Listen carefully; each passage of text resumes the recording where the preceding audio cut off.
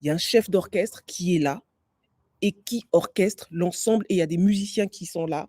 Il y a chacun qui va être là à sa place avec son instrument. Tout le monde n'a pas le même instrument. Pourquoi vous voulez avoir l'instrument de l'autre? Est-ce que ça va vous servir par rapport à ce que vous avez à vivre?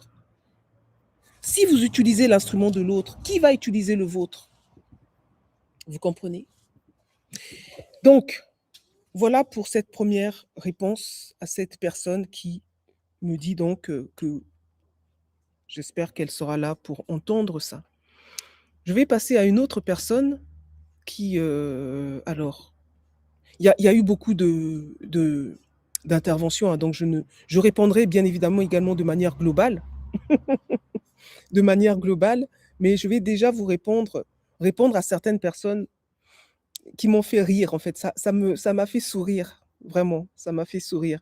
Alors, je ne l'ai pas là, mais je sais pas s j j'espère que ça va pas couper. Bon, il est sur mon portable, donc je voulais vous lire, précisément en fait, ce que cette personne avait dit, mais je vais vous résumer. Donc une autre personne m'envoie un message et le message texto dit: «Bonjour, j'aimerais qu'on se parle». Ah là là là là là là. J'aimerais qu'on se parle. Waouh! J'aimerais qu'on se parle. Moi, j'ai le temps de parler à des inconnus. Petite anecdote, tout à l'heure, j'étais sortie là et j'arrive dans un centre commercial et puis donc je rentre dans ce centre commercial et il y a un monsieur qui s'arrête, donc moi j'allais dans cette direction et puis il y a un monsieur qui s'arrête et qui me dit, qui m'arrête donc qui me dit: «Ah excusez-moi, sans vous importuner, en fait, je voulais juste vous dire que vous êtes belle». Je l'ai regardé, j'ai souri, j'ai dit: «Merci, merci» et il a souri et puis il a continué sa route et moi j'ai continué ma route et donc je disais à un ami, je lui dis: «Mais ça m'a fait du bien de rencontrer quelqu'un qui s'arrête et de manière polie me fait un compliment» et ça devient rare des hommes qui arrêtent une femme pour l'aborder. Il m'a pas dragué, hein, il m'a juste fait un compliment et quand bien même il m'aurait dragué, la manière dont il s'est pris, j'ai trouvé ça élégant.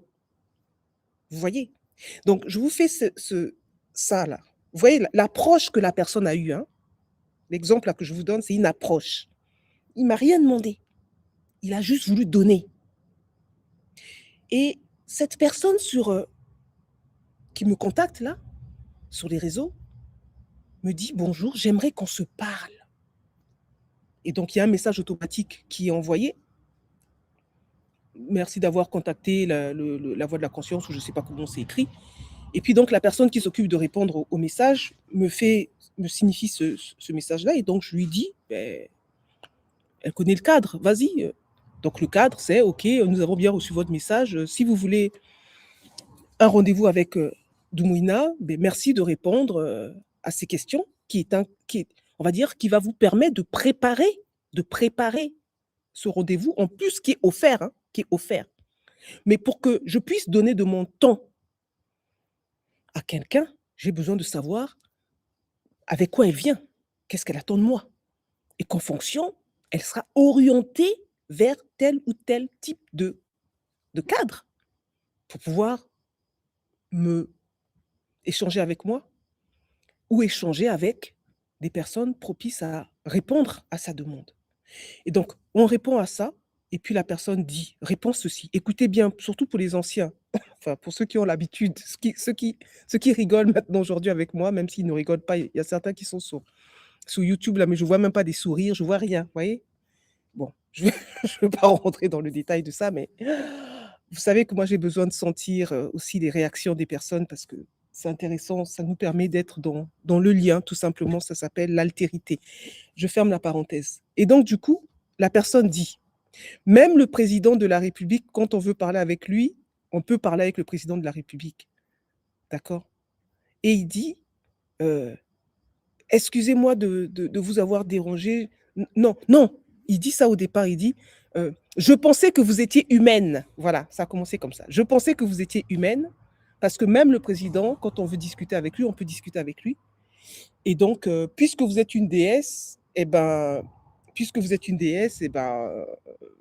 je retire ma demande. Au revoir. Et il a bloqué, il a dû me bloquer le compte, enfin, bon, bloqué. Donc, certains d'entre vous, vous allez me dire, mais pourquoi je prends ces exemples-là? Je prends ces exemples pour vous montrer que la spiritualité, ce n'est pas fait pour les pauvres. Quand vous n'avez pas d'argent, n'aspirez pas, enfin, bien sûr que si, vous pouvez aspirer, hein, mais acceptez là où vous êtes et commencez là où vous êtes. Ce n'est pas mauvais. Nous commençons tous quelque part. Nous commençons tous quelque part. Et vouloir être quelque part sans avoir commencé, c'est se perdre, justement. C'est plus que se perdre même. Pourquoi? Parce que vous allez aller chercher ceux qui vont vous prendre dans leur filet, là, vont vous proposer des portefeuilles magiques, hein, c'est ça qui est à la mode apparemment, là, le billet magique ou portefeuille magique. Vont vous proposer des choses qui paraissent faciles comme ça, pour vous prendre dans leur filet, parce que vous ne connaissez pas les principes qui sont derrière ce qu'elles font. D'accord? Parce que vous êtes dans un besoin de vouloir tout, sans effort, sans travail, et c'est là où vous allez vraiment vous enfoncer. Et moi, je ne travaille pas, je n'accompagne pas des personnes qui refusent de rentrer dans un cadre. Parce que c'est ce cadre-là, non seulement qui va les protéger, autant sur le plan juridique avec moi, voilà, parce qu'il y a aussi la loi, hein, il y a des lois, il y a des avocats derrière. Il y a des avocats derrière. Dans le cas de la voie de la conscience, il y a des avocats. Pour ceux qui ne le savent pas, il y a des avocats. J'ai pas dit il y a un avocat, hein, j'ai dit il y a des avocats. Ah.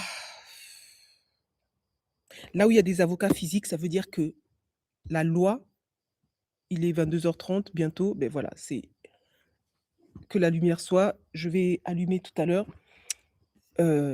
Laissez-moi 2 petites secondes pour allumer la lumière.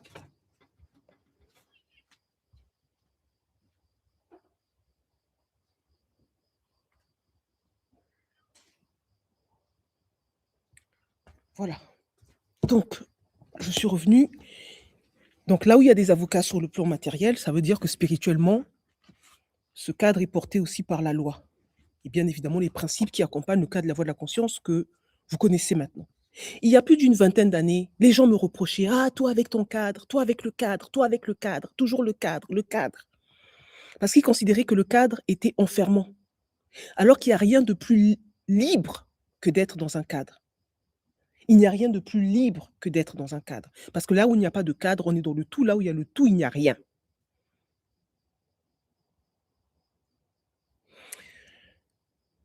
Donc, je vous partageais cet autre exemple pour vous signifier qu'il n'y a aucun mal à commencer quelque part. Et que je trouve, hein, de mon point de vue, peut-être que c'est une question de paradigme, hein, avec la personne. Et quand je parle de paradigme, c'est paradigme culturel. Ce n'est pas parce qu'on est tous d'origine africaine ou tout le monde est, entre guillemets, a des origines africaines qu'on a tous le même paradigme, hein, pas du tout. Vous allez aller à Madagascar, ils ont leur code. Vous êtes au Congo, ils ont leur code. Vous allez aller dans un autre pays, il y a des codes. Et pourtant, ça fait tous partie de l'Afrique.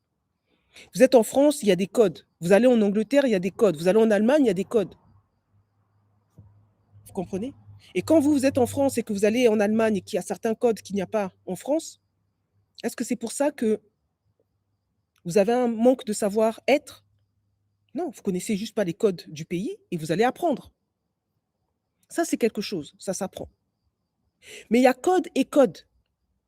Il y a des personnes qui ont juste pas de savoir. Pour moi, c'est même pas une question de savoir-être, c'est un manque de respect. C'est un manque de respect et à l'intérieur de ce manque de respect, il y a la haine de soi. La haine de soi, c'est quoi? La haine de ses origines. Vous voyez? Je suis sûre que je serais blonde aux yeux bleus, la personne ne dirait pas: «Il faut qu'on se parle». Je suis en train de vous introduire à des à des choses que nous travaillons dans le cadre de la voie de la conscience depuis des siècles. Depuis des siècles, la question de la haine de soi, la question de l'identité,